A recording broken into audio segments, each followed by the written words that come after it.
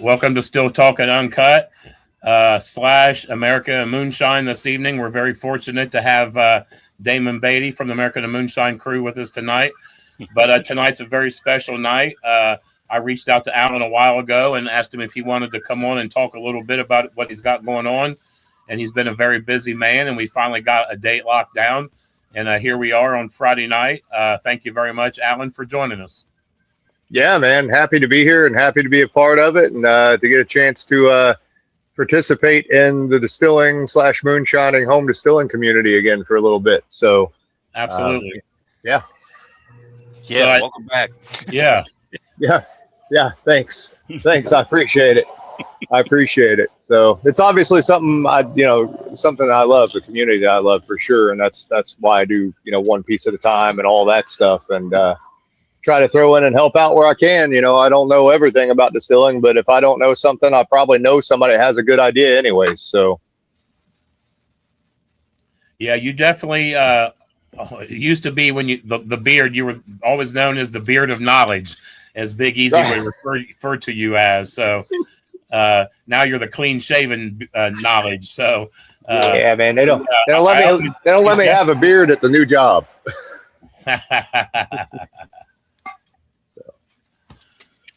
One of these days, I'll a little bit about what you've got going on right now, Alan. Yeah, so the big thing that just came out is 2 years ago, Eric Wolf and I, for those of you who are not familiar with Stoll and Wolf Distillery out in Lidditz, Pennsylvania, you should definitely check it out. So Eric is a phenomenal distiller, trained by the legendary Dick Stoll of Michter's fame. And has put out some phenomenal ryes and bourbons the past several years. Got a crazy high Whiskey Advocate score. I think it was Whiskey Advocate. It's like 93 or 95 on one of the ryes here recently, which is phenomenal for that, for a younger rye in particular, and being from Pennsylvania compared to what, typically gets those sort of awards. But Eric and I sort of knew each other in passing, from him being on Distillers Talk or various other things I've done, but we'd never met in person. And Steve Bayshore, who was in charge of Mount Vernon at the time, Steve, one of the great things about Bayshore is that he is a, how would you even say it? Facilitator of interesting people. So he finds like the most interesting people in the world that would never meet, never typically have a reason to talk with one another. Most of the time, whether it be an archivist or it be an archaeologist or it be a distiller or it be a miller or it be an agronomist, whatever, he would bring them all together at Mount Vernon and we'd all get to work together for various amounts of time. But he wanted to make sure he got me and Eric both at Mount Vernon. And so within, a couple hours of being there hanging out with Eric, like we just kind of hit it off, like a brotherhood sort of thing developed pretty quickly. And Mount Vernon is, or at least was, specifically underneath Bayshore's auspices, it was very much a like a sacrosanct, right? If you're a distiller, you want to go to Mount Vernon. You want to go distill at Mount Vernon. It's cool. Why wouldn't you, right? You're on the footprint of Washington's old distillery. You're there where Anderson was distilling daily alongside the slaves as well, walking in those footsteps, doing things that old way. And it's hard work. It's labor intensive. It's smoky. It's nasty. It's not nearly as glamorous as the photos make it out to be. You guys know how distilling is. But in that place, we had this moment where we're rolling mash and Eric looked at me. He's like, we've done this before, right? Sort of that previous life sort of thing. And so we started talking about doing a project. And originally the project was, I selfishly wanted to go to Pennsylvania because I wanted to make a Pennsylvania rye whiskey because I love the history of distilling in Pennsylvania. And I love, if you guys know that followed me, any chance I get to go to a state that is not Kentucky and contribute to their history, and not that I don't love Kentucky, my family's all from Kentucky, but they get the spotlight more than enough. Any chance I get to do that, I'm always happy to go do it because those are the states that need, a little bit more help to get the attention. So we kicked back and forth all these mash bills and all these ideas. And I wanted to use oats. We wanted it to be a rye whiskey. And we just so happened to both have this book by a gentleman named Frederick Heinrich Gelwick, who was a shoemaker and distiller, as one does. It was a account book, and it's literally just where he's writing out who owes him money for what, or who he paid money to. the guy was selling as much liquor as he was shoes, so he must have been pretty good at both things, right? Selling spirits and souls, as it were. But within that book, there was also part of this pamphlet that had been published that when you look into whiskey history, you do not typically find before about 1845, 1850, you won't find mash bills. They didn't write like that. They wrote much more like a magician would write a grimoire. So they'd give you a basic outline of like special things you can do, followed by, but then do as you know how to do, right? And it doesn't give you like a percentage or anything. But this had 3 mash bills or close to mash bills in it that were measured out by bushels and pecks. So this one mash bill was 1 bushel of rye, 1 bushel of wheat, 1 bushel of rye malt, and 3 pecks of oats to 120-gallon hogshead fermenter. And we decided that's it. That's what we're going to do, right? We came up with this whole idea at Mount Vernon to work together in this kind of liminal space. We found this crazy mash bill that was tied to a colonial era, named after a specific guy who's a shoemaker and distiller, which doesn't seem like a bad gig to me. It seems, but people need their drinks and their shoes, so it's all good. You're going to make money one way or the other. And so we started that project 2 years ago on Leap Day of all days, right? A day that only happens once every 4 years. And the only rules were, or sort of the outline was the following. You have all these legendary stories about all these distillers that came in, via Germany, Ireland, Scotland, Wales, etc., onto the East Coast, started distilleries, and then they came west, ended up in Kentucky, the beans, etc. But you never have heard a story where a distiller went from what was Western frontier back to the East Coast, taking those old methods that were brought into Indiana and Ohio, etc., and continued to evolve from that German heritage, in particular in Pennsylvania. You never see people take those skills back to the East Coast. So we used a couple different of my yeast strains.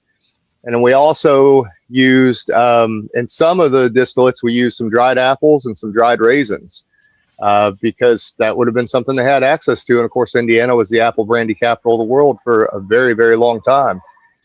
So the rules were to stay as close as we could with fermentation to the colonial style, paying tribute to Indiana and Pennsylvania. Of course, it's not a pot still, it's a column still, but a very different type of column still than what you'd see in Kentucky, where you have low rec column stills. Eric's is much more tunable. It has a thumper, not dissimilar to a thumper you'd see on a pot still, but it actually has a couple plates in it. And you can really tune that thing to, if you guys taste this whiskey, you'll be incredibly surprised that this is not a pot still whiskey, because it drinks exactly like a pot still whiskey. So long short of it, we laid 13 barrels down, different variations. Eric pulled two or three barrels, I can't remember, I think 2 barrels, and made a blend, and we just released it for the I refuse to call it the America 250, it's the US 250, right? That's what it is the US 250.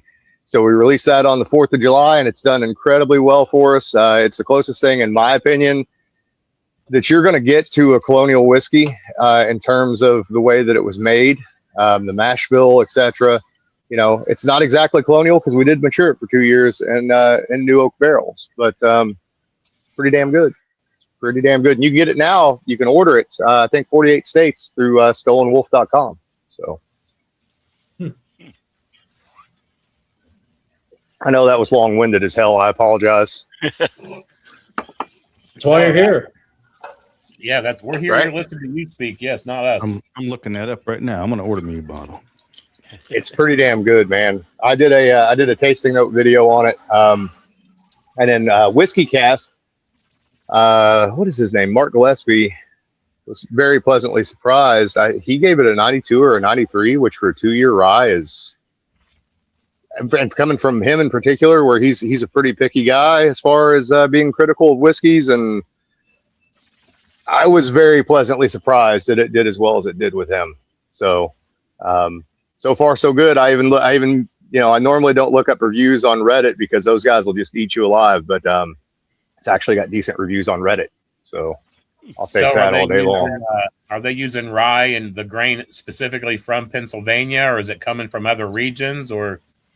No, all the grain, every bit of grain in there came from Pennsylvania. It is rosin rye. and malted rosin rye. The oats came from Pennsylvania. The white wheat came from Pennsylvania.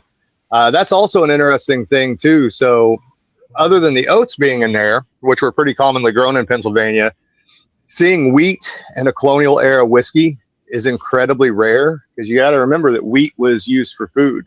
So at various different times in England and the United States, or what would become the United States, it was actually illegal to distill wheat itself into a spirit because it was needed for food.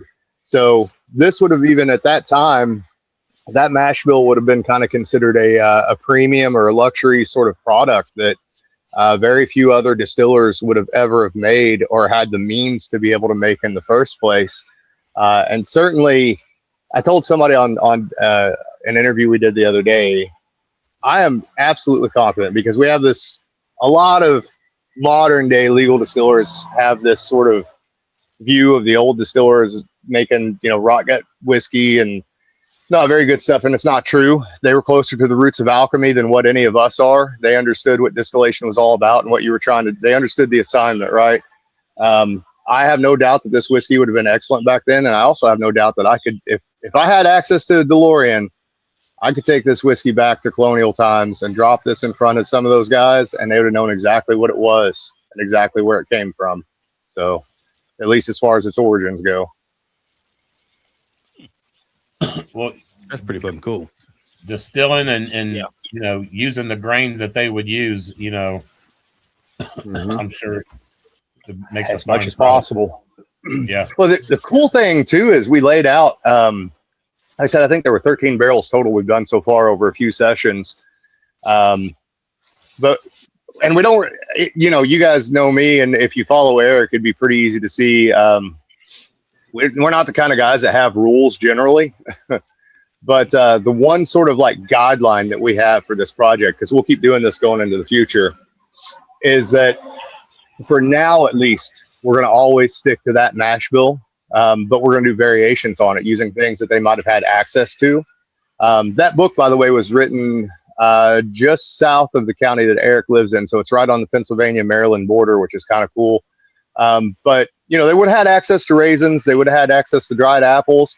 Another thing we talked about doing is they would have had access, at least around Christmas time, to some citrus imports, because Pennsylvania Dutch love to use dried citrus for Christmas ornaments in particular. And they wouldn't have thrown those out after Christmas, right? They would have used them for something somewhere. So we might do a citrus variation. And we even talked about potentially doing a colonial era gin where we would use that whiskey mash bill as the base spirit, and then actually go do Eastern red cedar berries, which are truly a juniper themselves, and some local botanicals to try to create a rye whiskey based gin. So the project you just worked with, now, was any of that left behind in a barrel to age longer, or was all of it bottled and barreled up or bottled Nope. up?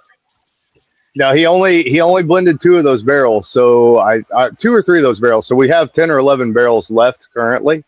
We also have there was another project that we did with Paul Minta, and I think we have a barrel of it that we haven't done anything with, which was a corn and molasses based colonial. It's not really a rum, but it's kind of a rum influenced sort of thing that we use some crazy yeast and some crazy methodologies on too, and that's set back as well. I don't know if that'll come out under Wolf and Wilson, but it's definitely a project that we have together. It may be a different name or something down the road, but yeah, there's definitely 10 or 11 barrels set back. They're actually aging in a colonial era tobacco barn, which is pretty damn cool for a warehouse, I think. So That's pretty fucking awesome there. yeah.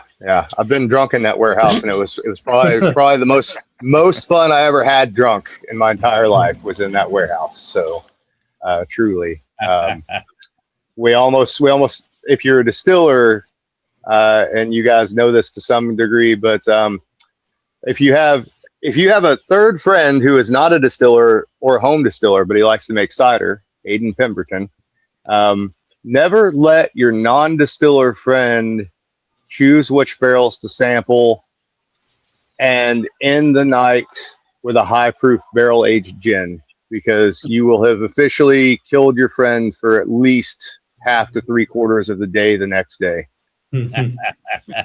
Wow. Lesson learned. Lesson learned. Yeah, unless it's Uncle Joey. Mm. No, I don't usually Right. learn. I might be down for a little bit, but yeah, I don't usually You learn. power through like a trooper. Yeah. Those barrel It was- tastings are tough to pass up. It was a bad deal, guys. That was during that veterans workshop that we had a few years ago that Amanda and JJ were at, and poor Aiden. That was the day of the veterans workshop, and man, I don't know. I was laying on the air mattress in the little apartment building, and Aiden is like 6'7" or some monstrous Peter Still looking bullshit, and we call him Sam Squanch. I heard him get up about 3 o'clock in the morning. He was trying to be as quiet as he could, walking across the floor, and he's just making noise. Just I hear him go in the bathroom. Have you ever heard anybody try to quiet puke where they don't want anybody to hear them? I'm guilty of that.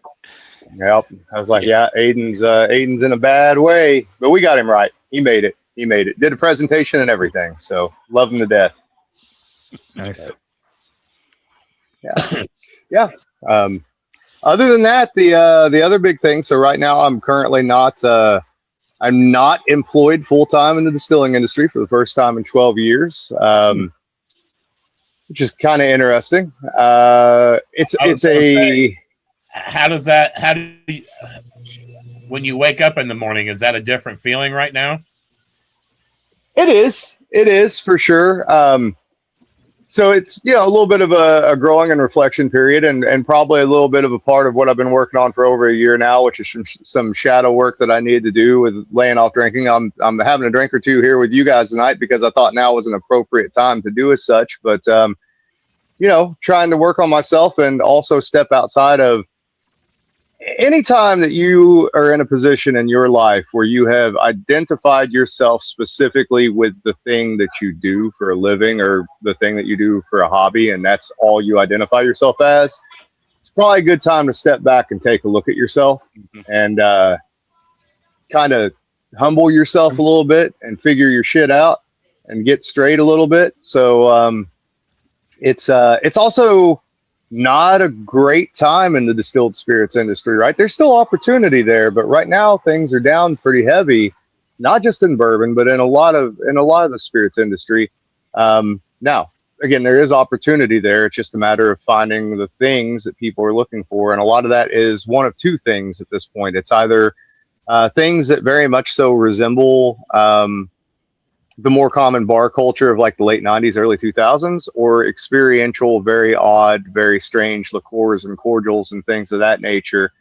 I tell you what, though, I've got a lot of friends that own mid-sized distilleries, and a lot of them are struggling right now, and I feel pretty bad for them because some of them are 10 years in. They shouldn't be struggling. They've got good product. It's just the market has shifted and people aren't buying as much. And it's a little different not working in the industry. I'm distilling adjacent, so I work for a place that does a lot of bar back mixer stuff, right? So they do like Real syrups, and they do finest call cocktail mixes and master of mixes and that sort of stuff. So it's still a related field.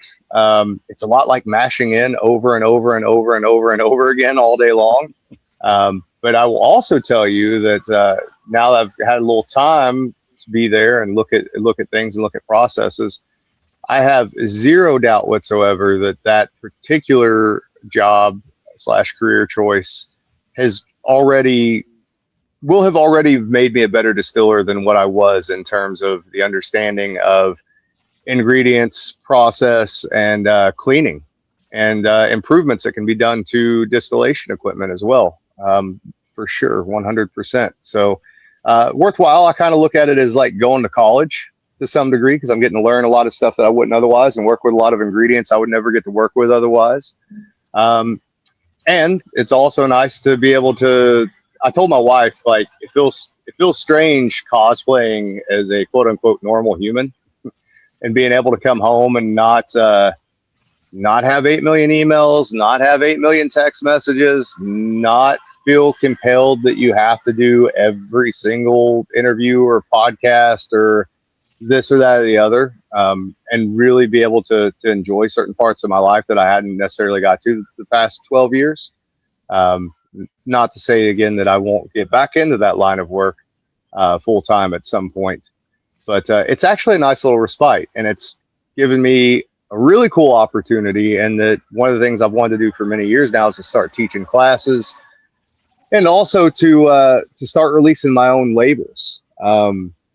So many years ago, well, 2017 or so, my dad and I helped set up a little distillery in New Albany, Indiana, right around the corner from where I work, called Donham Day Distillery. They're actually a brew distillery is what they call themselves. So little bitty place, excellent beer. They've had some phenomenal spirits as well. I think the previous owner, he struggled with it financially a little bit, I think, for a while. But then during COVID, he kind of became like the neighborhood hangout. And so it developed this crazy cult following of people who are just absolutely in love with it in New Albany. And Richard recently retired and sold the business to a really good guy named Jonathan Broadway and his wife. And Jonathan had never distilled before. So Rick put me in contact with Jonathan. I went down and had a nice little meeting with him. Listen, no paperwork, no contracts, none of that stuff. Just two guys having a conversation and meeting and trying to come to a good understanding. And I think it's going to work, that I'm going to be doing a lot of consulting for them and advising on products and recipe formulation and stuff on the side. And then sort of in exchange for that, I'll get still time and be able to release labels of my own underneath their banner and in their tasting room, and be able to hold classes there. And some of you guys might have seen that I posted the idea of doing some bad motivator barrels that, maybe we make a run and we fill 10 or 12 or 14 bad motivator barrels, and that only gets made that one time, and you can buy that barrel, and still got to figure out all the logistics of that, whether or not that goes with you guys as White Dog and you guys mature it, or we store the barrel and then bottle it and you guys get the bottles in the barrel, or however it ends up working. I don't know, but I don't know. There's a lot of freedom in being able to do that, right? That's a little more like walking the line between being a home distiller and a legal distiller than what I've done previously. I like that. Yeah, I think it's cool. When you posted it and we were reading it, I immediately sent that to Sean. I was like, man, this is a cool idea. It's really the concept is a neat thing. It really is. Yeah, I think it will be too.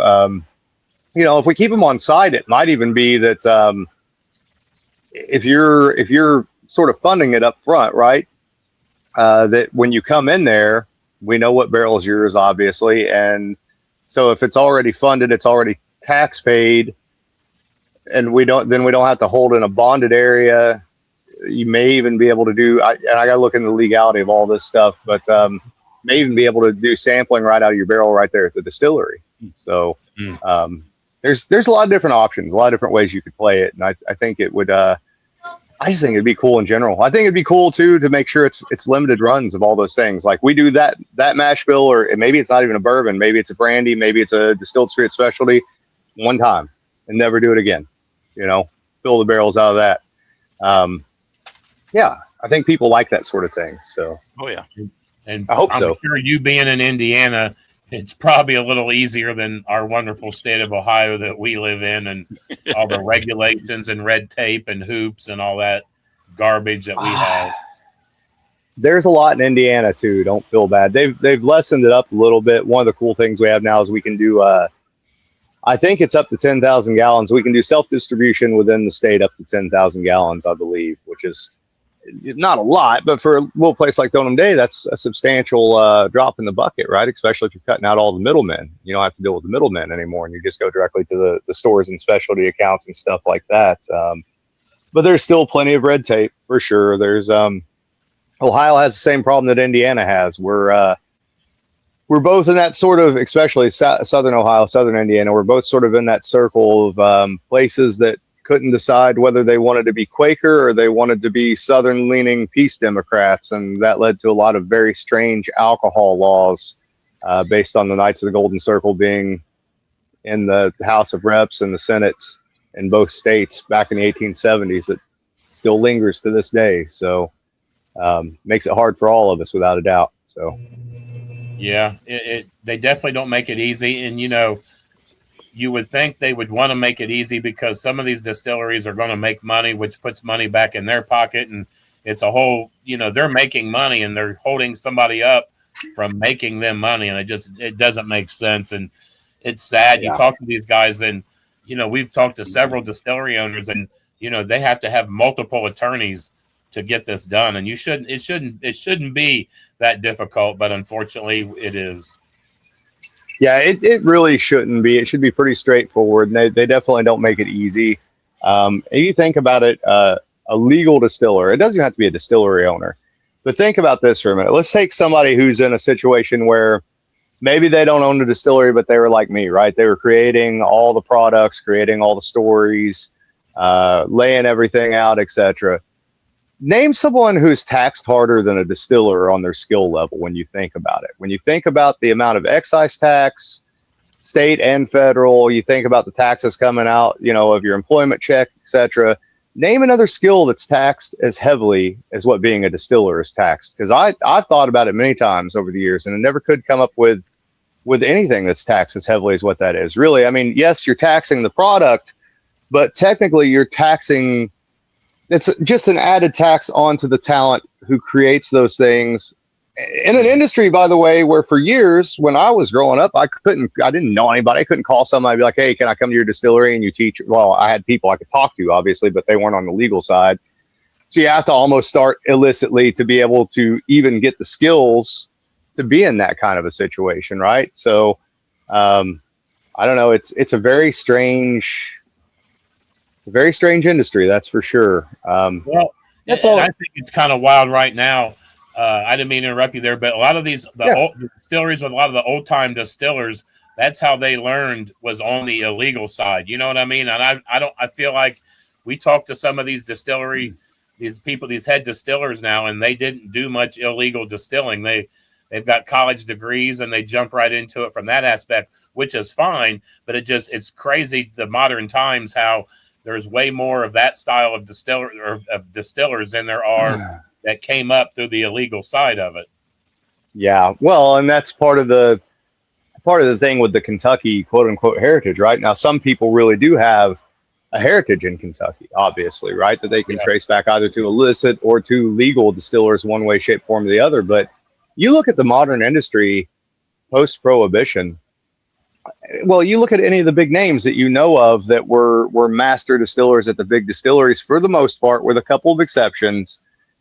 A guy like Elmer T. Lee at Buffalo Trace was not a master distiller, and he wasn't even really a distiller. He was a plant manager. It was a factory. That's what he did, was manage the plant, right? It's just that the master distiller title was romanticized and easy to get behind, but you can trace it back to prohibition. Really is where it starts to go wrong. And I've even started to develop my own doubts about how much prohibition was really pushed by the temperance movement or even the peace Democrats versus how much it was pushed by people at, say, Shenley or Seagram's, etc., who are trying to really tighten down on whiskey supply and stocks and get rid of the competition. But you look at prohibition, you're talking 12 years where these guys are without a job, these guys that were trained the old-fashioned way, even in the legal industry, right? And that's a generation. And if those guys were already, let's say they were in their mid-50s, by the time prohibition ends, they're either dead or they ain't doing it no more. That's when the real master distillers, for the most part, in the legal industry died out. Now, obviously, there's a lot of backwoods guys and a lot of moonshiners that were still around, and thank God they were. I think one of the reasons that I've been blessed enough to have the career that I have had and done the things that I've been able to do is because I learned from people who were never quote unquote properly trained, which is good because you're not sort of crippled by the dogma of the Seagram's methodology, right? You don't necessarily know the quote unquote right way. So you try a whole bunch of different ways until you find a few that work. And it wasn't really until many years later that I was able to look through history and go, hey, that weird thing that you or your dad or your grandpa or your great grandpa came across that you've always done that you thought was a weird way of doing it. Turns out people were doing that in the 1800s, right? It just got lost somewhere along the way and we re-stumbled into it. And so I'm grateful for those guys, without a doubt. I would have never had a job doing this without them. So, a random question. So, at what point in your, I'm gonna say, I guess, career, or when you were learning to distill or whatever, at what point did you realize this is what I need to do? You know what I mean? Where you take it from a hobby to.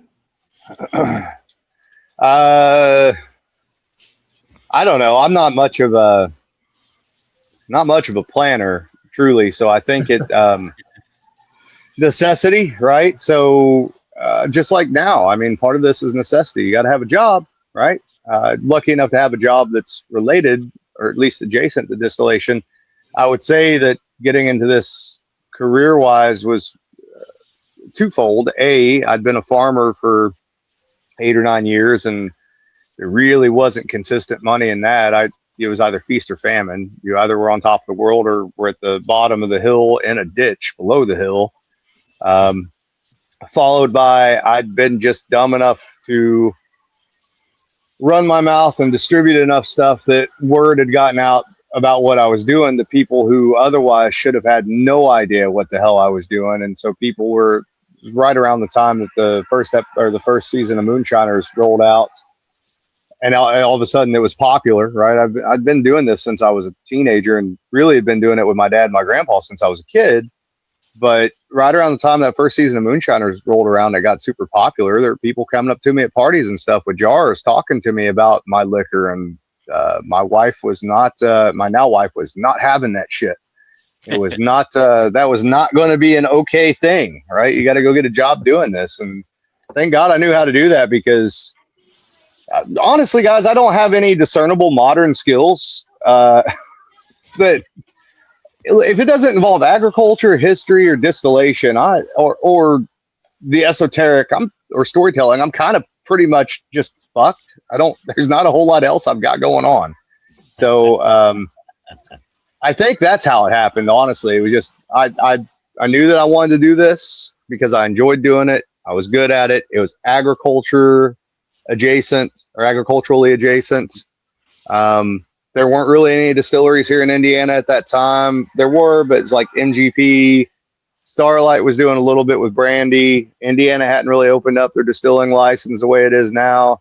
So I just I wrote the world's dumbest resume and turned it in. Every time I saw a craft distillery was opening anywhere around Louisville, I turned in a resume to every single distillery that opened. I turned them into Peerless, Angel's Envy, long before even Angel's Envy was built. Copper and Kings, whatever Prohibition used to be called. Or maybe that's what it was called, Prohibition. I can't remember what it is now. I don't know. I turned in resumes 5 or 6 places probably. And Copper and Kings is the only one that ever called back. So, and I don't think they called back because they thought I was, anything special. I suspect they called back because they knew they could get me for cheap because I was desperate, is my guess. So, but okay, it got me in the door. I'd like to mention that Uncle Joey's cheap too, but cheapest. Right.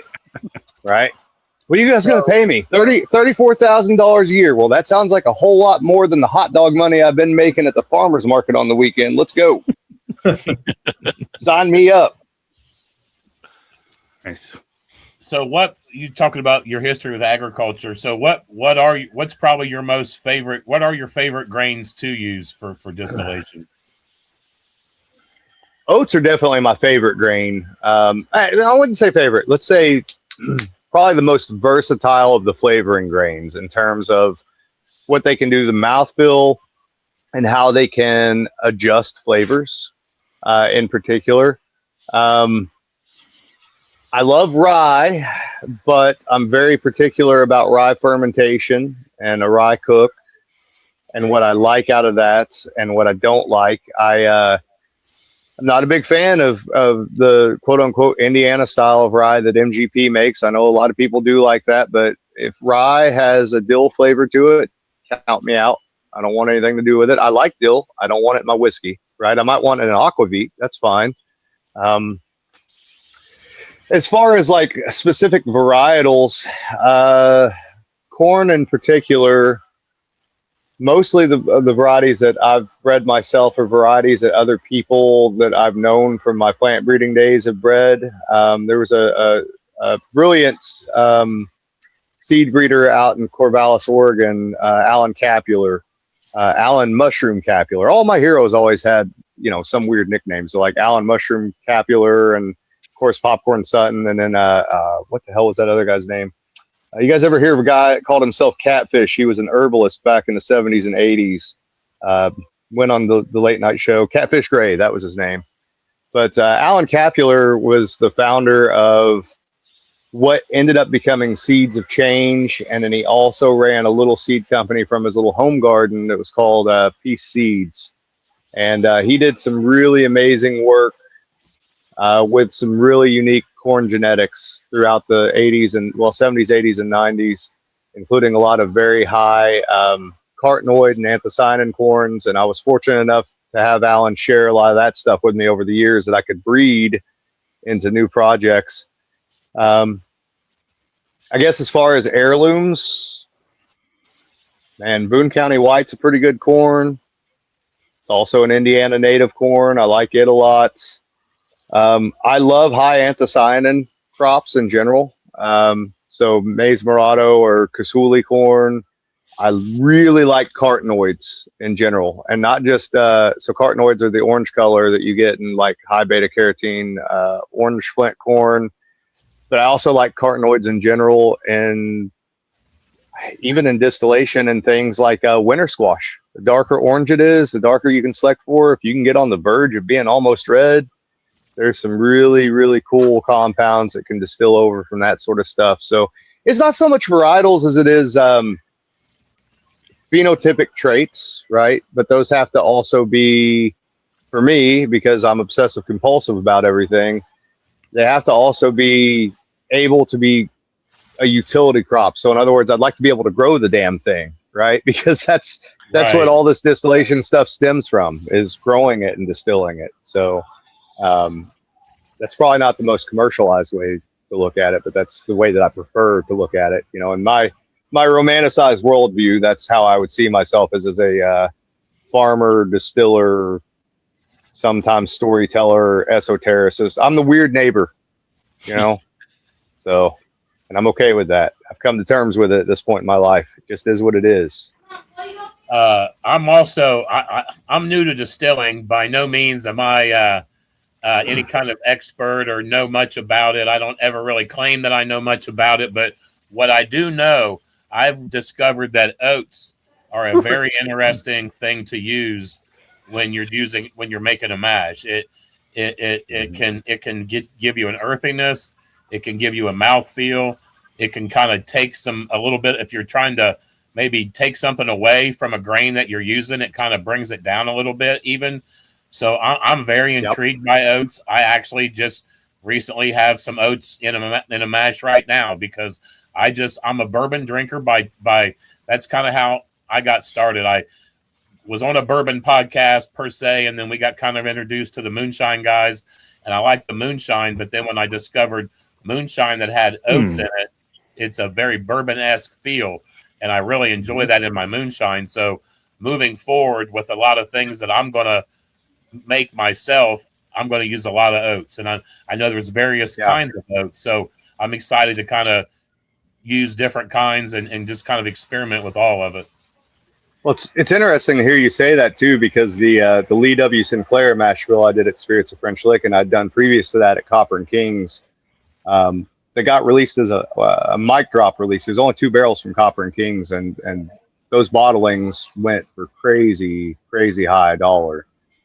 Enough that I couldn't afford one. I actually had a guy reach out to me that had bought one and sent me and my dad a sample, because it was the first legal bourbon that I'd ever made, and the first legal bourbon my family had ever made in Kentucky. So I was lucky enough to get a little sample of it. But that mash bill, which was 60 corn, 17 wheat, 13 oats, and 10 malts, that started off as a moonshine mash bill, right? That was the first mash bill that I came up with when I was 15, and really got started on my own. And it made a hell of a bourbon. It did well enough that, you know, it definitely drew some big name attention in the bourbon industry without me having to. There was no pay for play on my behalf because my company wasn't paying shit to promote nothing. It was just people checking it out, and I was just mouthy enough that they looked at it and, you know, liked it. But I love oats too because, as you said, the mouthfeel thing, and that's because they are full of long chain fatty acids in particular. It is hard to find named oat varieties, and that's a shame. They're the USDA ARS GRIN system, which is the nationwide germplasm seed bank. They have a lot of named varieties, but you just don't see people growing them out on scale enough to be able to get a hold of them, which sucks because it would be great. But just in general, oats, and they can be even quick oats, rolled oats, cut oats, whatever. Listen, if you want a little bit of a cinnamon phenol from your rye whiskey, throw a little bit of oats in there. You're going to get a little bit of cinnamon phenol out of it because you're going to get some really interesting modifications that happen with the azerotypes from fermentation through distillation. They also, I tend to think of them as a, I don't really know if there's a proper term for this, but I call it flavor bridging. So when you, and I always use the example of cinnamon. So if you want like true red hot cinnamon and you want it naturally, right? You can't just use cinnamon. You have to use cinnamon, you have to use cayenne pepper, and you have to use Ceylon cinnamon, or you won't get that red hot sort of flavor because those things all sort of bridge together. And oats kind of work like that too, almost like a binder. The other thing that works very similar to that is very small amounts of licorice root, because licorice root does not taste like licorice. And it has a really, really cool effect on mouthfeel and modifications of flavors. Those are licorice root and oats are probably licorice root in botanical distillation, and oats in whiskey distillation are probably the two biggest cheats in natural distillation, right? You know, not counting chemical additives, etc., which is not has not in true liqueurs and true spirits for me has not been something I've been fond of. I don't mind it in liqueurs and cordials necessarily. Sometimes just depends on what I'm working on, but yeah, I don't know. I can go either way about it. I can get real dorky and real preachy about keeping it as straight up and straightforward as it can be, or I can also go to, yeah, but we're a country that's in love with sugar, so let's just do the thing, you know. Damon, have you ever used oats? Damon? Yes, sir.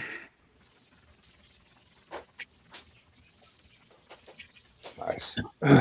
So what if some of you guys are that are anybody here that is using oats? What are some of the mash bills you guys have used them in? Because I'm always here to learn as well as to talk. So I'd love to hear some of the examples where you guys have used them and what kind of amounts, you know, percentages and that sort of thing. I always just wing everything, so just throw it and go. Yeah, that's what I did. Actually, last one I run, it was just corn and oats. Yeah, Mm-hmm. I just did 50 pounds of cracked corn, and I put 8 pounds of oats in it. That's Nothing wrong probably with that. close what I did. Yeah.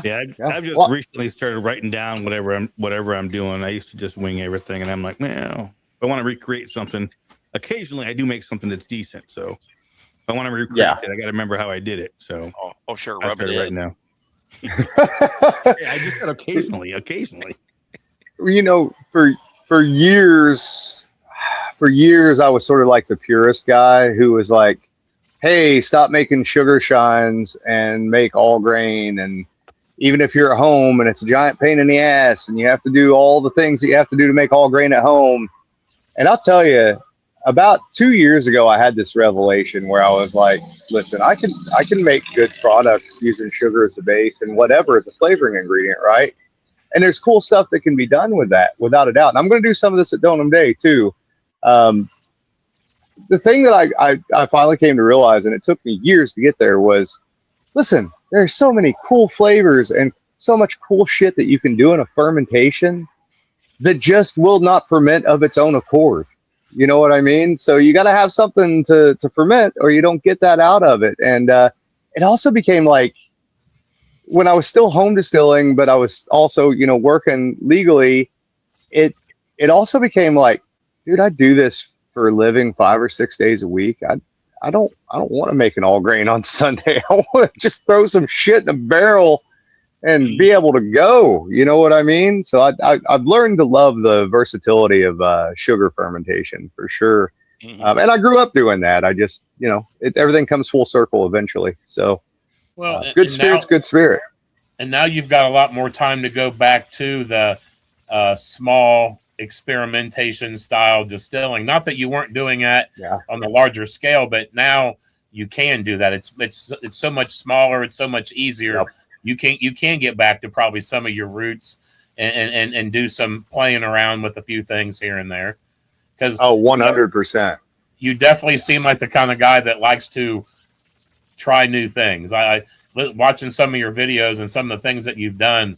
It's just I'm like I would have never thought of that, and it's amazing on what you can ferment and distill. Mm-hmm. It is. It's also amazing too that I kind of hinted to this earlier, but things that every time I think like, oh, I've got a really cool original idea, and then I do it, and then I get, it might be years later, I'll be reading something or going through some archive, and usually it's something out of France. 9 times out of 10, it's either France or Switzerland or the Black Forest of Germany. And then I'll come across almost the exact thing that I did. And I'm like, you didn't create shit.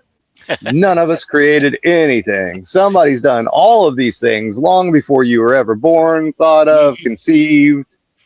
So, Nice. Yeah. Good old Tudebrick Forest over there. Right.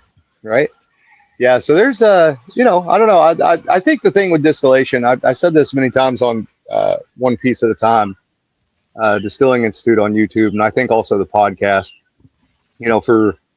for years. So my whole thing was I got lucky enough that I was able to go from growing up in a family of moonshiners, home distillers, whatever you want to call them, and tobacco farmers, to being able to actually work in distilleries and also still remain, close with the moonshining community, home distilling community, etc. And I wanted to always be able to sort of bridge that gap. And that's why One Piece existed, right? Was to help, help people that were home distillers that wanted to kind of go to that next level and have those sort of breakthrough sort of things happen. But I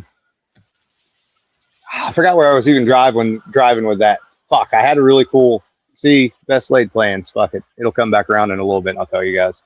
So that's what happens. I haven't drank for a while. I'm having a couple and now I'm not going to remember anything that I wanted to say to you. And, so. So when we were talking about the craft thing real quick, let's get back to this.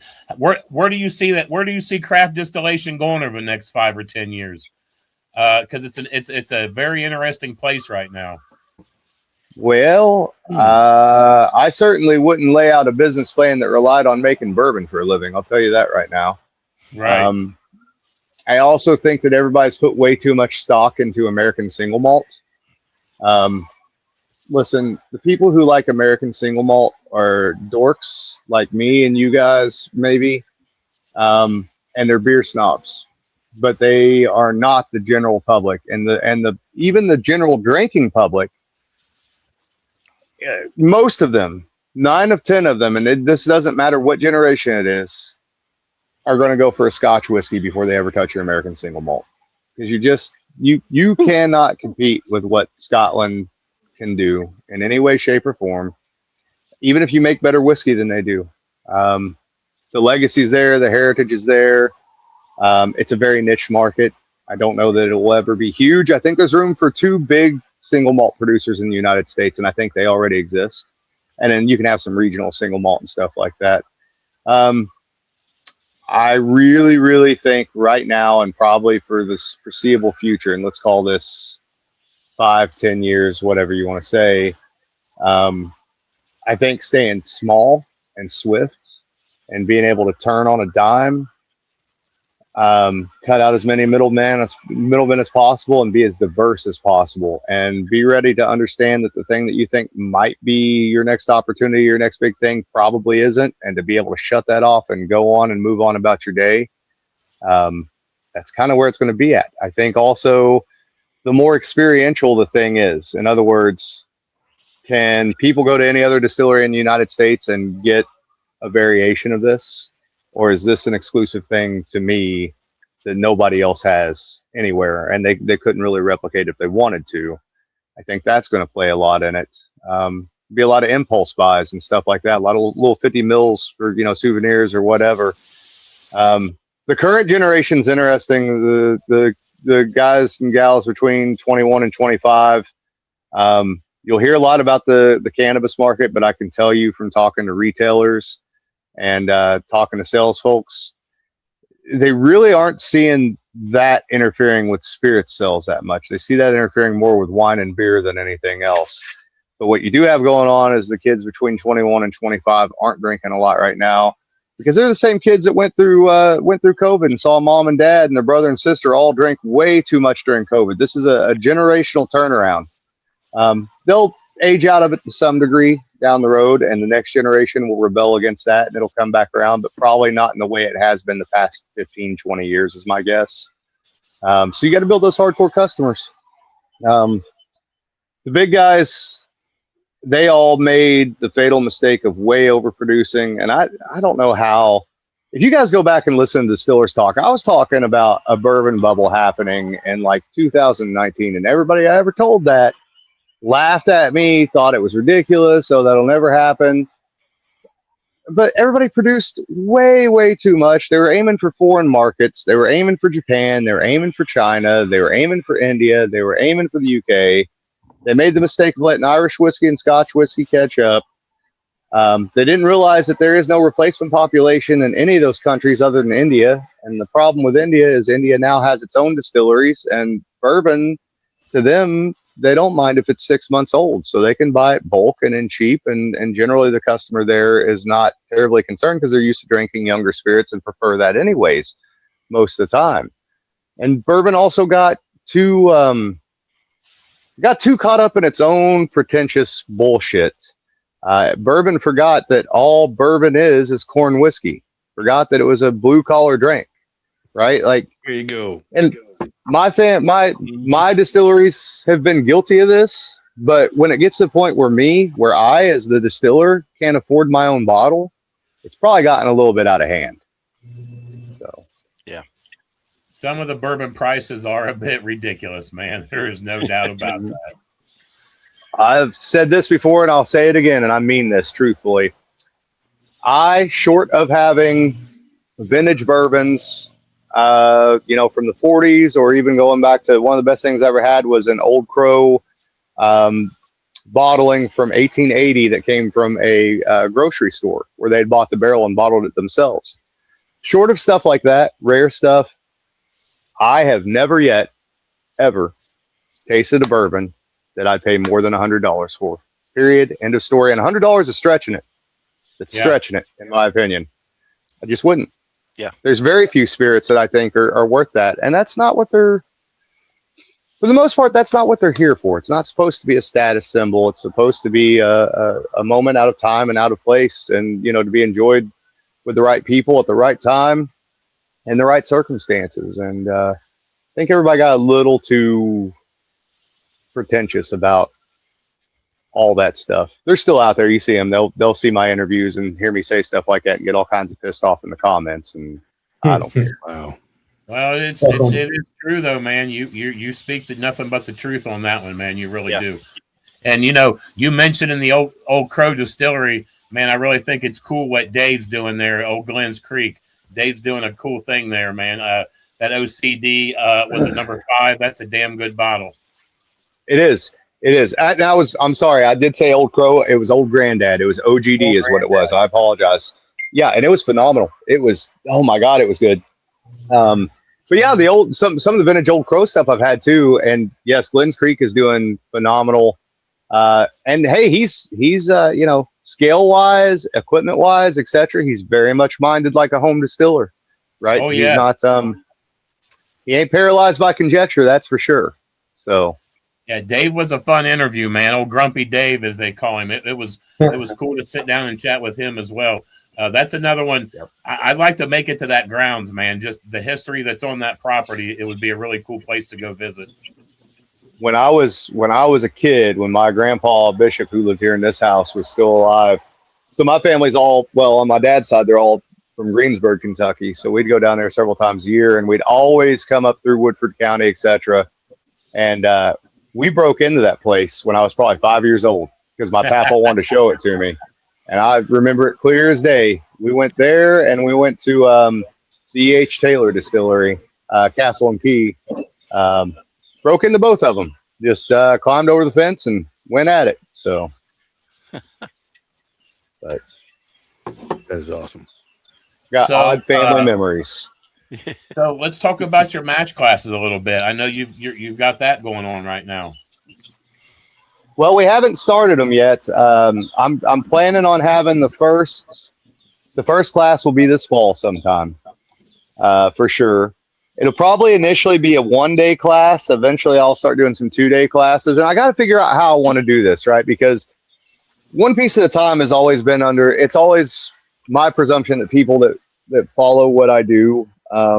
There's a lot of beginners classes and beginners videos and stuff out there. I've always been of the presumption that once you've dug to the bottom of the internet, you finally found my stuff. You probably kind of knew what you were doing. So I wanted to be the guy that kind of took that to the next level. So whatever my Distilling 101 class is, will be probably a little bit more advanced than a normal Distilling 101 class. And so my hope would be doing them at Donum Day starting out, that what I want to be able to offer is a legitimate chance for people to come back and take multiple classes. So it might be Distilling 101, and that might include the history of distillation from, early alchemy, from Apollonius of Tyana and Maria the Jewess, all the way up until modern distillation, without harping on that for hours and hours on end, but just to give you an overview of, hey, where'd this whole thing come from, right? What was the original intent and the original purpose of this? Then going into fermentation, hitting on grain, hitting on fruit, and hitting on sugar, kind of a base overview, but then also, hey, do you understand beer math? And if you understand that beer math, then do you understand, you sort of have a grasp of your principles and what you can do. So from there, you sort of understand that branching out. And then it'll probably really focus on pot still distillation and the variations on pot still distillation. A lot of it will be hands-on. We'll do a mash in. We'll probably do a little distillation. We'll probably take home a tax-paid bottle at the end of the day and all that stuff as well. But I want to set the ones up at Donum Day where we can have repeats, right? So maybe you come back and there's an apple brandy class that happens next fall, or there's an absinthe class or a botanical class or whatever. And then the 101 classes, if I need to, I can bring those down to a more beginner-based level, and eventually start doing that at a few other distilleries. I've talked to some friends in Missouri. I've talked to some friends out in Iowa. Try to hit some of those places that don't necessarily get as much love in the community, because there aren't as many people there, or many people that you think would be into the art of distillation. But you guys know home distillers are everywhere. So I want to be able to branch into that as well. So are you looking to do like just traveling around and doing some consulting and stuff like that at different distilleries? I think at some point that's all. So I still do quite a bit of consulting on the side. Depending on how things go with this new job, etc. I obviously have to be mindful of making sure I keep full-time employment, because I've done consulting enough to know it's feast or famine, just like farming. But yeah, I'm all about being able to consult. So what I do a lot of, in particular, Sean, and what I really like doing is I like doing formula and process development, especially because what I've found, I've done a lot of mash bills, and those are pretty easy to lay out for people, right? All the way down to distillation and maturation protocols. But what I've really found is what really seems to be like the tripping point for most distillers, whether they're home distillers or professional, is botanical distillation. A lot of people just don't have any idea where to start, and it can be overwhelming. I know, because I've been there. I was literally just told one day at Copper and Kings, we need an absinthe. sure, okay, sure, right? So I get it. And I really like doing that kind of stuff. I think that stuff's cool. The other thing that I love doing, and I don't think people realize this about all the gigs I've had short of Copper and Kings, but those, with the exception of one or two, all those names, all those stories, all that background, all that mythology for all those bottles I ever did, that was either my own research or my own creation. That I like the storytelling aspect, and from a marketing perspective, I like to be able to craft authenticity for people, because I think sometimes people have a hard time with that too, because immediately when somebody rolls out with a brand of whiskey, for example, there's the joke, the old dead white guy, right? Who's the old dead white guy on your bottle of whiskey? And I've been guilty of that too. But the trick is, if you're going to do it, find the right old dead white guy and find verifiable facts to where the truth of the story is so much more compelling than whatever the local lore is, that they can't help but notice it, right? I mean, I literally named whiskey after a whore, and it was phenomenal, and everybody loved it, and nobody got mad. I don't know how I didn't get canceled for doing that, but it worked. So, but I like laying out that stuff. I'd like to do more consulting that was more like, just let me lay the whole thing out for you, right? I don't have to have any credit for it, but let me lay out the story. Let me lay out the product. Here you go. Hand it over to you, right? Hand me the cash. Here's your package. Enjoy. Go. Run with it. If you have questions, call. That would be too easy, though. That would. Right. Well, that's another part of the problem with the industry. It's another reason why it's good to be away from it right now, too, is it's a very, and listen, I get it. A lot of industries are like this, but I don't know. Distillation is unique in that really it's a factory job if you think about it. Okay. But all of a sudden it got romanticized in a very odd way. And that romanization of the distilling industry and of the distiller and of owners, it really swelled up a lot of people's heads in a not great way. And that comes out when times get tough in the distilling industry, for sure. And I can look on social media right now and see a lot of it, and the way that people post, what they're posting, how they're talking. I don't know. I don't think that's a good thing. I think that's it's going to be a very humbling few years for some people, for sure. So, I mean, you always hate to see businesses fail, but is it bad business, or are they making bad liquor? And that's really right. Ultimately what you have to ask the question. I mean, some of it's bad business, I'm sure, but I think the ones that are making the good product, whatever it is, those are the ones that will succeed. Good product will always succeed. You could have bad business and a good product, and your product is still going to sell. Yeah. Well, and on the small scale, truthfully, the scale we're talking about, like say up to the size of Spirits of French Lick as well, if you're not a good person that can talk to people like a normal person, you might as well get out. It's not going to happen. It's not going to happen. You got to be able to talk to people.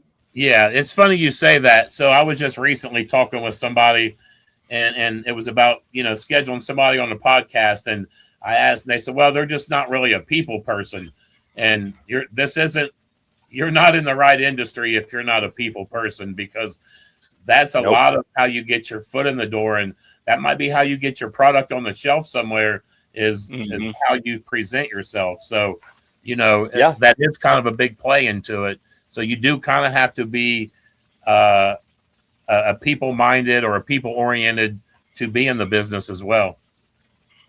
I agree 100%. It really, it took me a long time to get comfortable with that, right? I wasn't necessarily comfortable with that when I started at Copper and Kings, but out of the frying pan into the fire, hey, guess what you're doing Wednesday night? You're going to Haymarket to go present our absinthe to the bar and to the patrons and do a tasting. Well, I guess I better figure out some shit to say to make myself sound interesting. Right. So how do I talk to these people?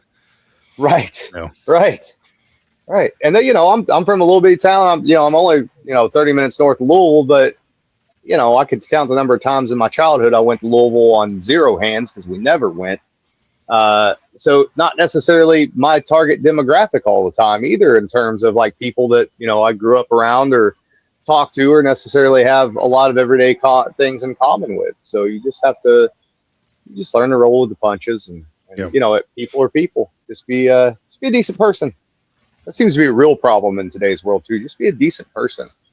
Good And- Lord. and being a decent person is such an easy thing to do, but it seems like the most difficult thing to do right now. Yeah, not for everybody, but yeah, It's just, easy. It's easy peasy lemon squeezy. I'm an awesomely decent person. yeah.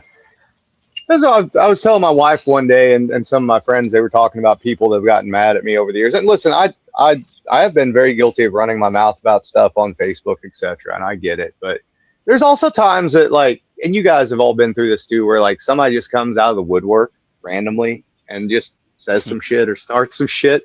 I told my wife, I said, it's been like that my whole life. Like, there's just I'm of a certain class of person that my very existence, for some reason, there's just certain people that it just rubs wrong that someone like me even exists in the world, right? and not for anything that I've done to anyone or anything, but just the fact that someone like me exists just pisses some people off, and Yeah, I don't understand it. I kind of relish it a little bit sometimes because It's you all have to. jealousy. Listen, you have to. So, especially when you're not portraying something that you're not acting like you're something that you're not that person, but someone still thinks that that's what you're doing.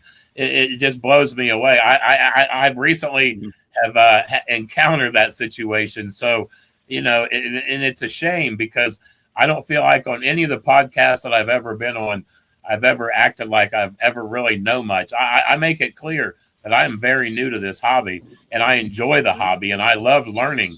I love every bit of knowledge that I gain from each one of you that I've ever talked to. I love learning that. So, it was kind of funny that someone, was complaining about me that I don't know anything. Well, yeah, I've never claimed that I don't know shit. And I love the fact that I'm learning every day, man. I really, Sean was just over at my house yesterday and we were doing something and it was something simple, but I learned something yesterday. So anytime I can gain some knowledge, to me is a good day. Well, I watch all of you guys. Listen, if somebody's doing content on distillation, I've probably watched it at some point or I will watch it. And what I love is when new people come in or people who only ever have learned like one backwoods way of doing it or even one like home distilling advanced way of doing it. I like watching them because I always learn something from it in terms of it's not the way that I would have done it or have thought to have done it, but you just spurred on some ideas there. You just gave me an idea of how to tweak a thing that, with my normal wavelength of thinking, I never would have came across that in a million years if I hadn't watched your 3-minute video, that you did in your living room or whatever, there's always something else there to learn. And all the way down to the other thing I'm very interested in too, I meant to mention this earlier, but for like one piece at a time, beautiful thing too about stepping away from the distilling industry is being able to realize having to kind of reevaluate my connection with distillation and understand really what it is that interests me about the art of distillation, which is everything, specifically the alchemical elements of it.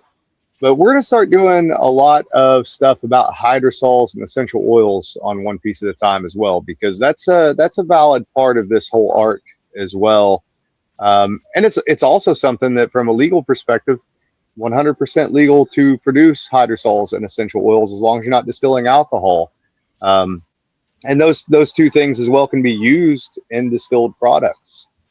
So right now, Wayne from Ozark Stillworks is building the first essential oil still that he's ever built, a little 5-gallon model that we're going to make modifications to. And so you'll be seeing that on one piece at a time here in the near future too. So we'll do basic stuff people can do at home, like lemon balm and mint and things of that nature.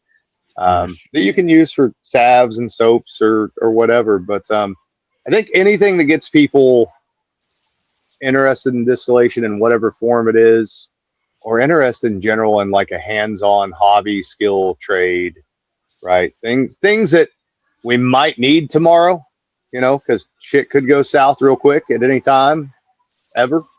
So this is one of those things, right? I mean, we know how to make alcohol. All of us here know how to make alcohol at this point, but you know, can you make an essential oil? Can you make a hydrosol? Do you know what the appropriate amounts are? You know, do you know what plants to have what particular traits or aromatics or antimicrobials, etc.? I think that stuff is all valid and relevant too, and you don't see a lot of crossover between the two, so, which is a shame. Making water for our CPAP machine. Exactly. Or distill. Listen, if you're a distiller and you've got a nice bricks meter, and I don't mean just a handheld one, but a nice tabletop, you really want to spend all that money on double distilled water?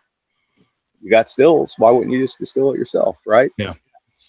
Jug of double distilled water ain't cheap. So, and you know, we've talked about that in our own little groups.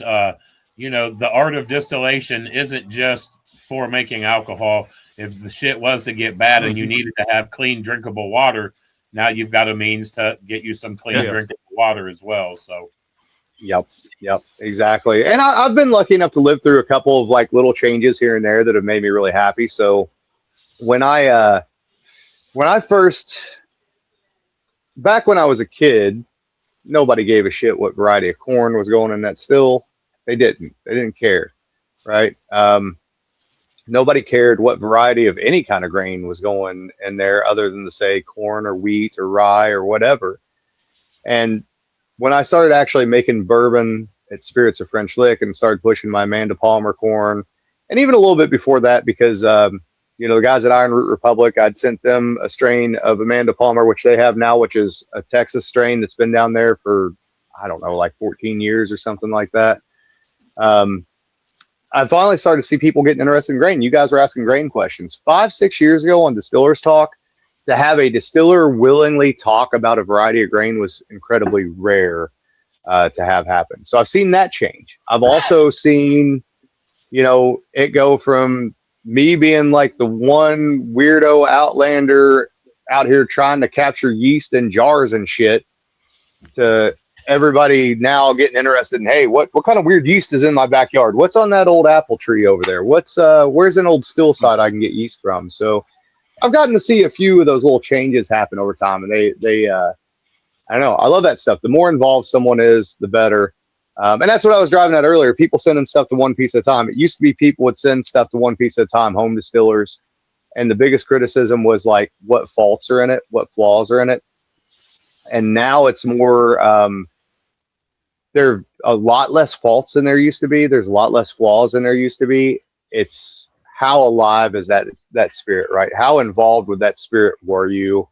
And you can tell, right? You can have a great spirit as far as quality goes, but it can be completely dead, right? If the person who made it wasn't really in love with it, wasn't really interested in it, wasn't really putting their passion into it, right?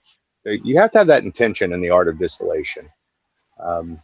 Thankfully, that's changing as well. So people are much more involved in their art, which is great.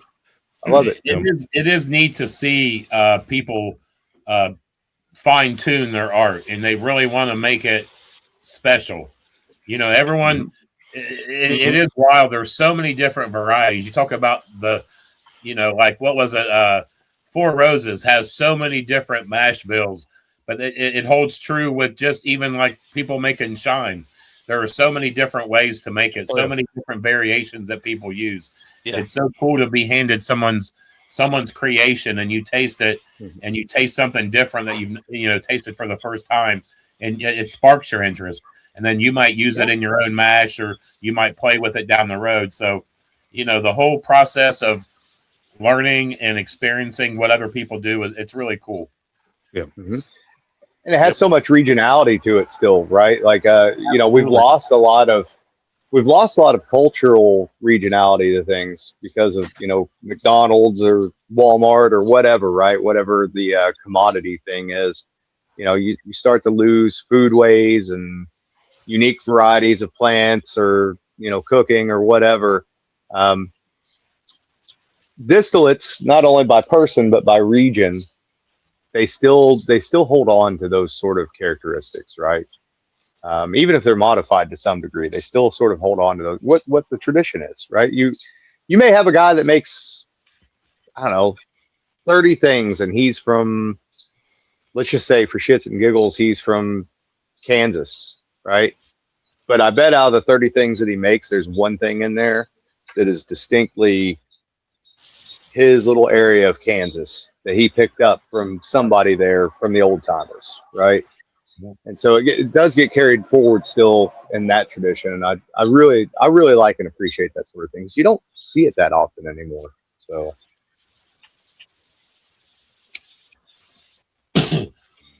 Well, yeah, I got to tell you, Alan, the first time I actually was exposed to you had nothing to do at all with distilling.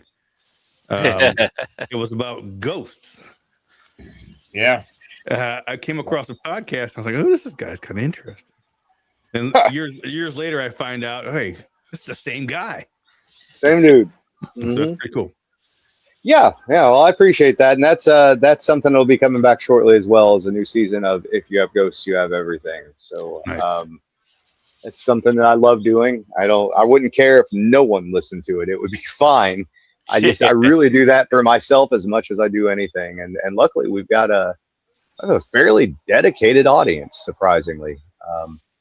But that's one of those things in the summertime. It gets a little hard to, with the garden and everything, it gets a little hard to keep up with If You Have Ghosts, You Have Everything. So I tried to, for shits and giggles the other day, I thought, man, I need to start on a new episode. I wonder what it'd be like if I tried to do a field recording while I'm riding my bicycle. No, nope. Not happening. Can't hardly hear what I'm saying. Just a lot of mouth breathing and weird noises. It just didn't work. It was a way better idea than execution, for sure. So, listen, I'll be honest, Alan. I've only known you just for a short time, and I met you through Sean in the Shiner group. But it sounds to me like what you're doing right now, you're getting back to you. You're getting back to a lot of things that you really enjoy doing, and you sound like you're happy, man. So I hope you continue staying happy and continue doing what you love, man. I really do. I appreciate that. I appreciate that greatly. All of us could only be so lucky. Yeah. That's well. Can I give you guys I would throw this out for the audience real quick. Just so one of the reasons for the things that I'm doing now and the big changes in my life is because a little over a year ago, and so this is real talk. This is one of those things like, dudes don't really talk to each other in this way very often unless it's just between a couple guys or whatever. But if there's some shit in your life that's not right, all right, and it's not right, you can just feel that it's not right. There's things in your life that that you can't do anything about. You just have to deal with those things and go on. But there's things that that aren't right that you can do something about. I had this weird little existential, call it a midlife crisis or whatever, but one night I'd been drinking a little bit, and I don't know why, I went and I looked in the mirror and I looked at myself, and I had this moment, and I think it's a moment that every man, maybe women too, should have this moment. But I had to stop, and I looked at myself and I said, what the fuck would 10-year-old you think of you now? Right? And sort of internalize that and think about that for a minute, right?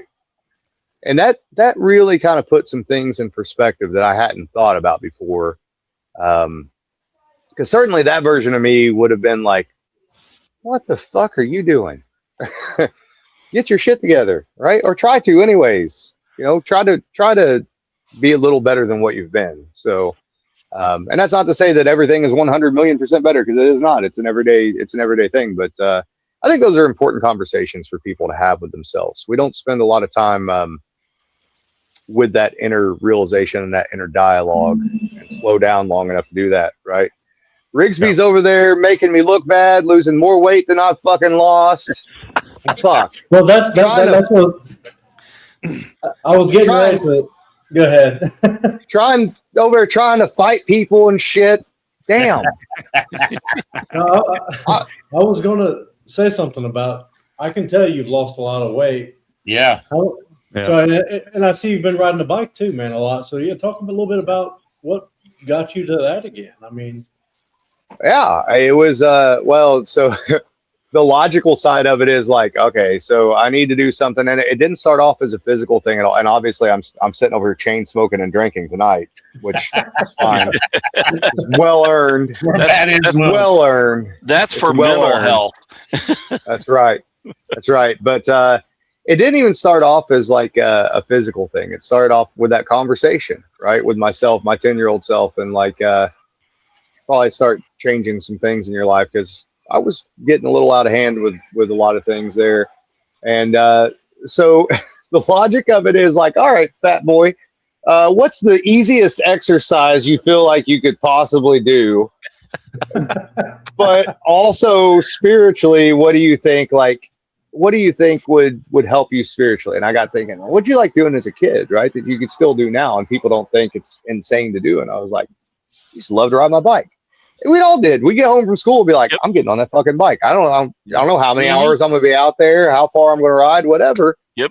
And it clicked, but it was, I knew I had to make a habit out of it. So what I did was I had this cheap Walmart bike I bought years ago that I thought about riding. I think I rode it like up and down the driveway 2 or 3 times. I'm like, I'm too fat for all this. I broke that thing out and I said, all right, here's what I'm going to do. I'm going to ride this bike every day for 2 weeks. When I get home, every single day, I'm getting on this bike, whether I feel like it, I don't feel like it, I'm not timing myself. I'm not looking at miles. I'm just going to go ride this bike.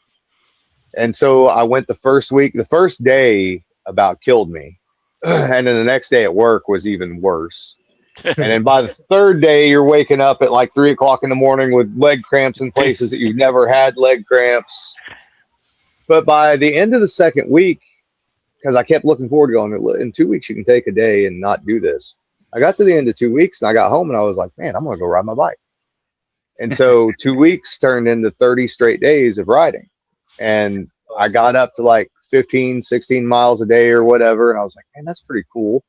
And then my dad got interested because my dad used to ride a bike when I was younger. He had some nice road bikes. And so he started going and trying to find old vintage bikes. And he found me a 1972 Schwinn Varsity, and we rebuilt that together.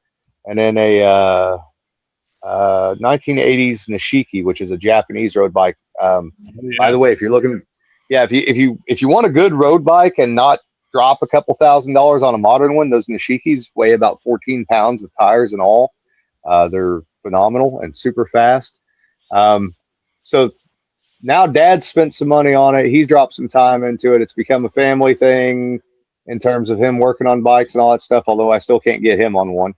I feel obligated to ride, but I also love it, right? And I also realized pretty quickly, when I'm on that bike, maybe I'll spend, let's call it the first 20 minutes. I'll do the hardest part of my route in the first 20 minutes and get it out of the way. Like just blow my cardio up, blow my legs up, my leg muscles and everything. And there will be a singular thought during that time period. And that singular thought is, whatever is bothering you right now in your life is not as hard as what you are doing on this bike right now. Whatever bullshit you're dealing with is not as hard as what you're doing on this bike right now. And I'll get over that little hump, and then it's literally me in my head, right? And not me in my head questioning things, not me in my head doubting myself, me in my head working through things. And there's never been a day that I've ridden that bike, came home, got off of it, and said to myself, I wish I hadn't done that. And not one time.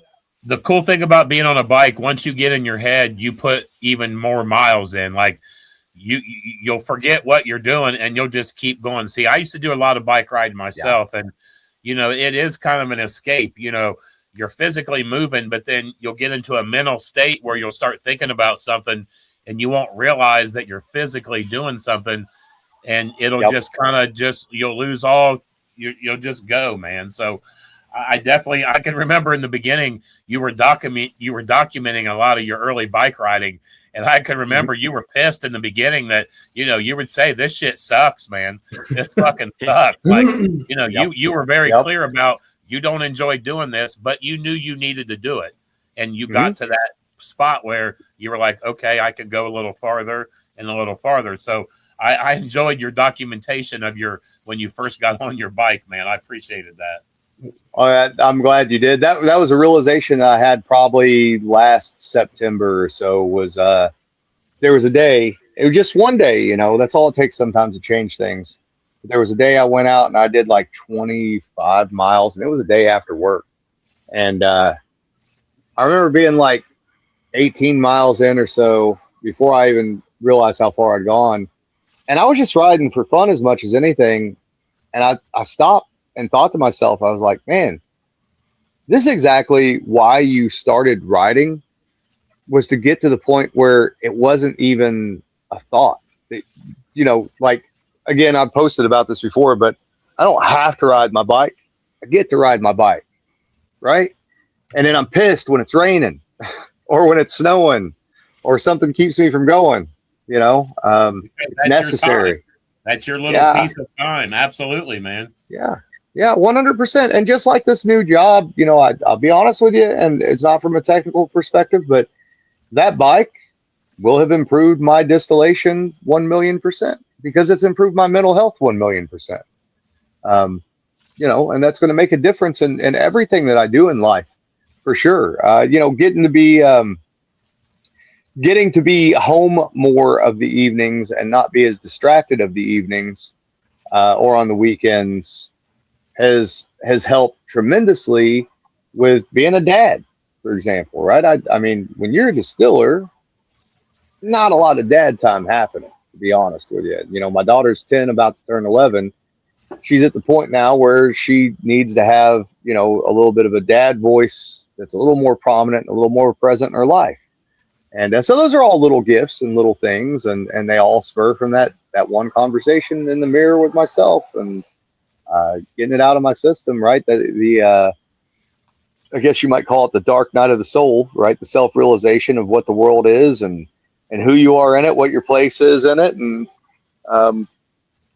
also what do you value, right? What do you really value, truly? Like, is it reviews, or is it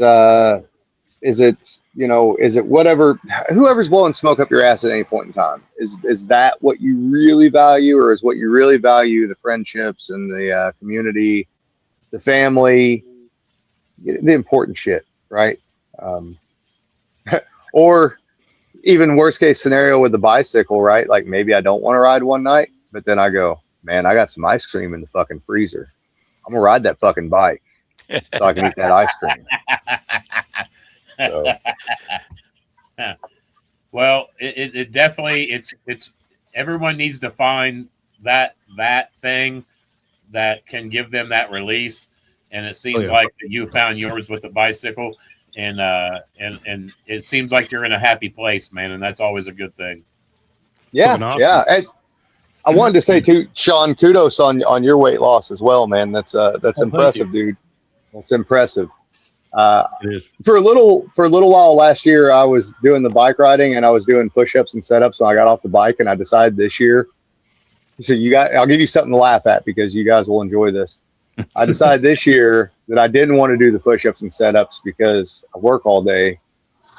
So I bought me one of those little mini trampolines. You can imagine my fat ass in my front yard. I live by the highway.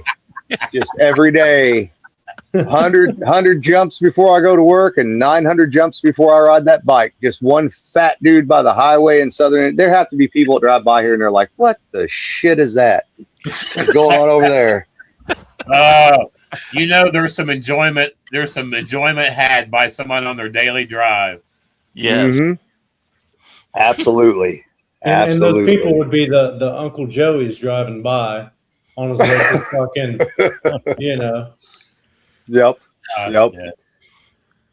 Yep. I also got great enjoyment out of this too, because one more and I'll leave you guys be with this. But my buddy DJ, one of my best friends my whole life. He DJ's a funny dude. He'll get interested in things I'm interested in, and he'll make plans, and he may even buy stuff. Like maybe he got interested in distilling several years ago, and he bought some stuff. And I don't know. I accused him of being the only guy that I ever knew that aged low wines, because he stripped it, and then I think it set for like a year and a half before he ever redistilled it. So I gave him shit about that for the longest time, and then it wasn't on purpose. It was just that's how DJ is, right? So he's sort of like non-committal to some of these things. But he bought a bicycle. Well, first he had an old bicycle. He goes, man, I'm gonna start riding with you every day. I waited like 2 or 3 weeks, and he never did. And I finally called him, and he went with me. And he was huffing and puffing, and I slowed it down and everything. And he went 2 or 3 more times. And the third time he went, he was going at it as hard as he could on the gravel portion of the trail down here, standing up on the bike and the whole thing. And I was just, going along easy pace and everything, watching him. And I thought, now I'm gonna let him blow himself up, and I'm gonna fuck with him. So we got into town and got back on the pavement. He's red and sweating and having a hard time. And I thought, yeah, I'm gonna go ahead and lap him. So I went all the way around town and came back up on him. He wasn't even halfway around the little thing there yet. He goes, where'd you come from? I said, I've done been around once, man. I said, I'm gonna see if I can't do it again before you get to the other end of town. I caught him on the other end of the town. The second lap. And that motherfucker ain't been back out riding with me since then. He bought a new bike and everything. It's just setting. And I say it with the hope that he sees. I say it with the hope that he sees me say this, so that maybe like Sunday he's like, "Hey, you want to go riding?" There's always hope. There's always hope. I want him to ride with me. I keep joking with all my friends, like I need a bike gang, right? I mean, you got to have like 3 or 4 fat dudes on a bike to make it really interesting to watch. Interesting is a word for it, I guess you could say. Right. I'm picturing Uncle Joey on a fucking 10-speed right now. I want to see his fat ass on the 20. And some good old 70s tight ass fucking shorts. Oh yeah. Yeah. Stop. We're done.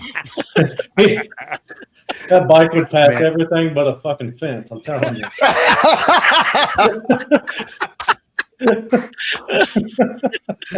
Oh man! I'll tell you what. I think the most mad I've ever been in my life, because here's another one for you for as far as fat dudes riding bicycles. Most mad I've ever been was last year. And Sean, maybe you'll get this from working out, etc. But I'm on the bike. I'm going down the trail. I feel like I'm doing pretty good, right? Everybody I've seen has waved at me, etc. I had a fucking professional bicyclist pass me. I don't think you had the little jersey on. Yeah, you couldn't have walked up to me and punched me in the face and me be more pissed off than I was I don't know what, there was something about this motherfucker passing me, and I was like, now would be an opportune time for a deer to just hop across the trail. And see the difference between you and him. He was probably riding like a $7,000 bicycle.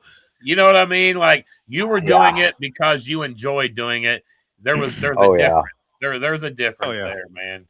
There's a difference. Yeah. Absolutely.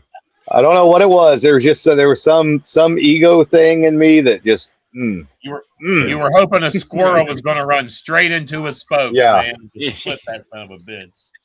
Mm-hmm. It was your 10-year-old self saying that. Is what it was. Hey, it probably was. It probably was.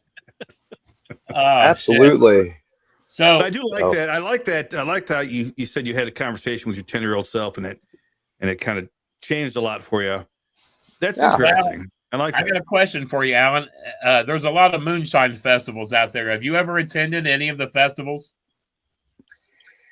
So the reenactment group years ago, we did the Popcorn Sutton Jam, and I don't know, it was interesting and it was fun, but it also kind of sucked because we weren't allowed to have our black powder pistols, so it sort of fell on deaf ears. But I do intend to start going to moonshine festivals now that I have weekends, and now that I don't have anybody to tell me, oh, well, that's not really our audience or whatever. So yes, I do intend to go to several of them. So that is So I know on the you're agenda. you're not too far from Ohio, but is Farm to Bottle Festival something you might you ought to? I'll tell you what, man, that's something you should come to, man. I'll be honest, I'm not sure how many more years this festival is going to be in existence. I hope it continues. That'd be good. But I feel like it's kind of it's going up against a little bit of a wall. But there's some really good people there. There's some really good people Alan, there. Wayne and I will come by and pick you up.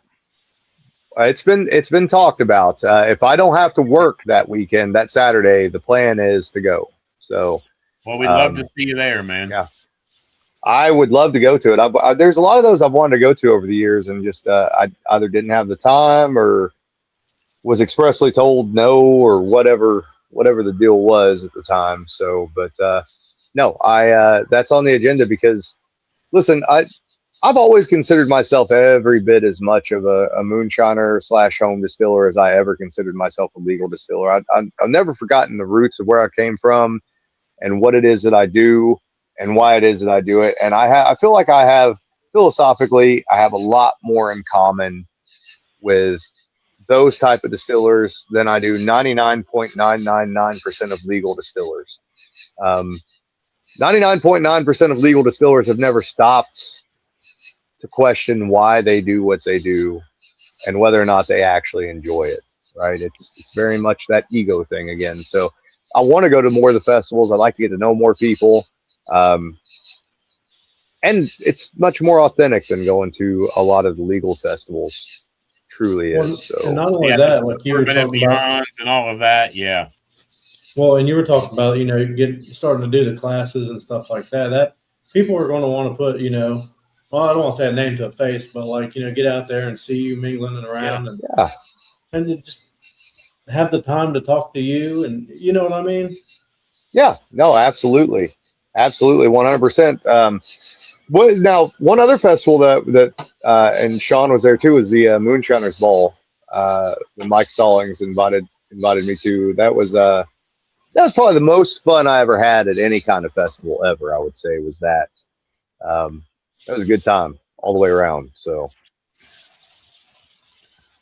well, I hope moving forward that we see you at some of these festivals, Alan. Yeah. I think you will. I think you will. I also one more little update too, just because people watching. So the Practical Distillers and Alchemist Almanac. I wanted to touch on that thing real quick, which is kind of like a farmer's almanac for distillers or people who are into the alchemical side of things. So this year, our publisher somehow we tried having this thing for 2026 shipped via the U.S. Postal Service, and it got lost. Via FedEx, it got lost, and via UPS, and it got lost. So, long and short of it is, we got a new publisher, we got a new shipper. Kim got that order in today, so the 2026 physical copies will go out to everybody who ordered one as soon as we get those in. This next year, what I'm going to do. So, this is one of the things I've also decided. I've always tried to justify a lot of things that I do by. Is it worthwhile because it, A, you love doing it, but B, also can it make any money? So I've decided that I've got enough faith in people that this year with the Almanac, I'll probably have for 2027 have some physical copies made if people want them. But even the digital version is going to be for free, and I'm just going to have a donation link up. And so, if you download the Almanac and you think it's worth $10, you can send us $10 or whatever, right? That takes out shit getting lost in the mail. It takes out having to. It's just a hassle. You guys know how it is. It used to be. You remember back during COVID, you ordered something off Amazon. It was at your house 24 hours, 48 hours later. Now you order something 6 months later. You're going, did that thing ever show up that we ordered? Is it around here somewhere? Where is that thing? How much money did we just give somebody this past year when we ordered that weird random thing that never showed up? So I'm gonna start doing a lot more things like that. I might even make some of the other books available that way too, right? To where it's a digital download, and if you want to pay something, then pay something. So and if you don't, then that's okay, because you'll share it with somebody, or you'll learn something from it. You'll share that with somebody. So those are all things I'm working on now. The 2027 almanac's basically done. I think there's a couple more graphics or whatever I have to do. So I hope to have the digital version of that up probably September would be my guess. So that's awesome. Which is cool about those books, man, because one of Sturge from American Whiskey, he kind of got into, making liquor and everything. Sturge. Who? Oh, your daddy, Uncle Joe. Well, anyway, and he kept asking me questions, man. So I went over there one day and I took that book, I slapped it down on the table, I said, "Here you go. This will tell you more than you'll get from me." I mean, and he was like, so I went over there one day and I picked it up and going through, this motherfucker done highlighted half the shit in. I'm like, damn, man. So that's awesome. Yeah, so he's not as dumb as I thought he was. Cool. No, you're correct. You're correct. I'm not speaking on that. I'm just telling from personal experience. What I think would be cool, Alan, would be to see you do like a traveling MASH class. I would love to bring you to Ohio and have you do one of your MASH classes somewhere here in Ohio. I think that'd be a cool concept to get you to where you could be like the traveling MASH class. I'd love to do that, and I'll tell you what, I'd love to go to Indian Creek and do that. Shit. Here we go. So you're like that's like 10-15 minutes from us. Yep. Hey, talk with I'd be Joe. 1,000,000% about it. Right Hey, down the road. Joe is awesome, man. Yep. Well, that's you don't go ahead. Oh, go ahead. You're good. You're good. I was gonna say, if you ever decide to do that, you already got a place to stay. You don't. Oh yeah. So. Yeah, absolutely. Yeah, that's Alan. You that's definitely something I want to do. To stay here. Oh yeah, yeah. I want to touch on those markets that don't get touched on a lot, and I think Ohio is one of them. Right? I think the same reason for doing a Pennsylvania whiskey is Pennsylvania is a little older than Kentucky and probably deserves a little more respect than what it's gotten. There's a million Alan Bishops in Kentucky, for whatever that's worth. So, I would love to do that. I don't believe that, Alan. I don't believe there's a million Alan Bishops in Kentucky because I don't feel like they're as concerned with the fine details as you are. You are like you said, you are that perfectionist, and I don't think everybody is like that. Could be. It could be. I don't know. Kentucky's got a good publicist. I'll say that. So, but no, I would love to. I would love to make it to Ohio and do that. That would be really cool. And I think that that's stuff that will happen in the future, especially as I build this Stoneham Day thing up. I think there's some really unique opportunities, and I think that I'm as excited about. To be honest with you, I think I'm more excited about the idea of Stoneham Day not necessarily having to be a full-time job, right? That it can be a little bit more of that escapism, doing the odd things. I don't know. I think it just fits. It fits, right? If I'm not distilling at home, obviously, then Stoneham Day becomes like that second home where you get it out of your system and you do the things. And I think going to the moonshine festivals, I think doing MASH classes, I think traveling a little bit. Those are all things that once I hammer down this job and get it to where I'm, on the full-time roster, as it were, and hired in where I can make sure I've got health insurance and everything, then I think those are really distinct possibilities. And again, I plan to continue writing, podcasting, etc. may not be as often as what it once was. Cause when you're putting in 12 and 13 and 14-hour days, sometimes you get home and that's about all she wrote. If you go in the house, sat down in the chairs. So, absolutely. But, hey, that's what weekends are for, right? So, Well, listen, we won't take much up more of your time tonight, Alan, but I definitely can say for myself and everybody here, we really appreciate you giving us your time. And I think we're all going to see a lot more of you in the future. I think you've got time and you're going to be able to get out and do the things that you love doing. Yeah. I look forward to hanging out with all you guys, and thank you guys very much for having me. I appreciate it. Hey, anybody watching, like I said, go to stolenwolf.com. I think the Wolf and Wilson is now shipping, like I said, to 48 states. Yep. It's it's a $80 bottle, but it's a $80 bottle that is worthwhile considering what went into it, including Eric and I letting the cheese culture go a little bit further than we should have on the first fermentation and sacrificing some alcohol, and it turned out something that just it never be replicated. So, and that was one of the barrels that went into this blend. So, Awesome. get a bottle of it, and we'll keep making weird colonial shit for you guys. Nice. So, Hell yeah. Well, hell yeah. Well, I appreciate everybody for tuning in. Thank you for America and Moonshine for joining us tonight, which I'm a part of. Damon and Tom. Tom's dealing with some health issues with Ginger. I hope she gets better, Tom. We hope nothing else about that. absolutely, prayers sent, man. Prayers sent. But I appreciate everybody joining tonight. You guys have a good night. Good You too, guys. Night.